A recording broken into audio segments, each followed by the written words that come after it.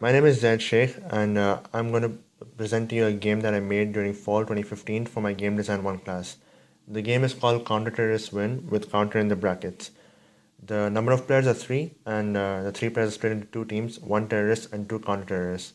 The pieces required are 2d6s, 1 d4, a timer which players can use their smartphones for, and also 37 bomb cards. The bomb cards are divided into a 3 wires card, 3 dual colored cards, 11 red cards, 11 green cards, and 11 blue cards. The playtime is 6 minutes. The game is divided into 2 phases: the preparation phase, which is 2 minutes long, and the action phase, which is 4 minutes long. During the preparation phase, the terrorist, which is the one player, will be provided with these 37 bomb cards, and he has to make a 3x3 bomb of face down cards. So here's an example 3x3 bomb. The cards are face up so that you can see it, but they're supposed to be face down. And he has to also make plans for expanding the bomb to a 5x5 one during the action phase. One of the biggest rules for making the 3x3 bomb is that it has to include the 3 wires card. As for the counter terrorists, during the preparation phase, they'll be talking to each other and they'll be thinking about how they're gonna defuse the bomb, like who's gonna keep track of where they move next, or who's gonna keep track of the timer, and who's gonna count cards for being able to cut the right wire, which I'll explain later. So that's the preparation phase for the counter terrorists. Then comes the action phase, which has a 4 minute timer on it. In the action phase, the terrorist sets down the remaining 16 cards, because remember he has to make a 5x5 bomb. So he sets down one of the 16 cards every 10 seconds. The way this helps is in those 10 seconds, he can plan, depending on how good the opposition is doing, like he can plan on how to sabotage the opposition and slow them down. Also, the placed cards have to be either vertically or horizontally adjacent to the existing cards. They cannot be diagonal or like way off in the distance or something.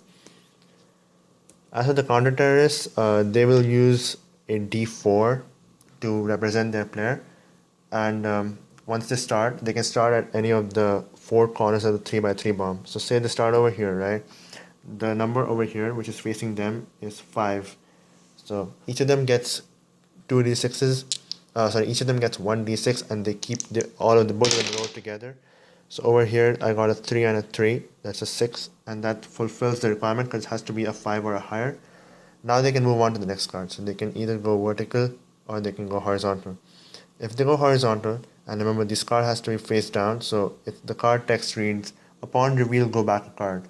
So they have to go back, they have to fulfill the requirements again, and then they can, if they want, they can come back over here. But now that since the card is revealed, the effect won't activate. Also, a lot of the cards in the game are have a high value. Like this one is 12, and the max value you can get with 2d6 is a 12. So, in case one of them gets a 6, and the other one is still like rolling for a 6, this person can keep his roll because it's favorable to him, and the other person can keep rolling until he gets a 6 over here. And then they keep rolling. They keep going around the bomb, the 5x5 bomb, and they uncover everything. And once they're done with that, they can go ahead and try and cut the wires. How cutting wires work is that this card has 3 wires: the red, the green, and the blue.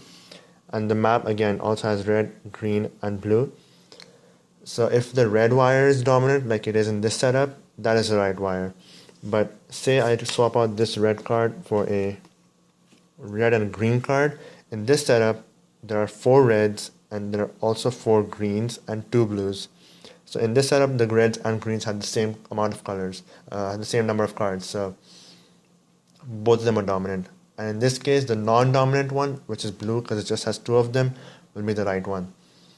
Also say all the 3 colors were equally distributed. So if I remove this one and put in a blue card here, so 3 blues, 3 greens, and 3 reds.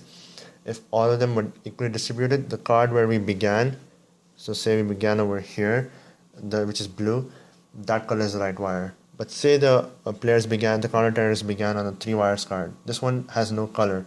So the card that they went on next, say this one, the color of that card is the right wire. And that's how cutting the right wire happens. Those are the major rules of the game.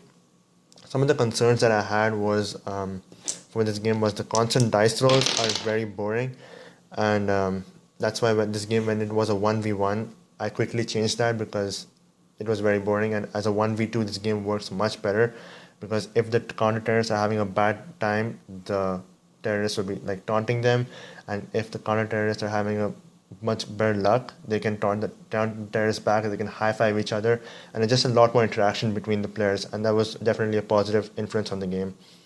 The second concern that I had was that I thought the game would be very stressful and not fun. Then, but with eventual playtests, I managed to make the game stressful. Yes, it's still stressful. It's very stressful, but it's still a lot of fun, and I'm very glad I managed to achieve that since that's a very hard thing to achieve as a designer. Another thing was that this is an asymmetric game, so that I wanted to make sure that the two sides were balanced, and thankfully I managed to achieve that, and that was another success for me. The inspiration for this game came from Keep Talking and Nobody Explodes.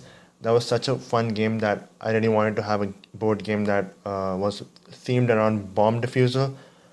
Also, I want to making an asymmetric game was one of my dreams, and I thought why not use Game Design One as a test for it because one of my teachers can give me the best advice on how to go forward with this and all. So that's why I made an asymmetric game. One of the comments that I got from Josh Balcaceres, who was my instructor at the time, he said that he doesn't like games with constant dice rolls, but for the first time, he was going to make an exception since my game was that good. And as a designer, that's one of the biggest compliments I could have ever received, and that's why I'm so proud of this game. So that was Counter Terrorist Wins, and I hope you liked it.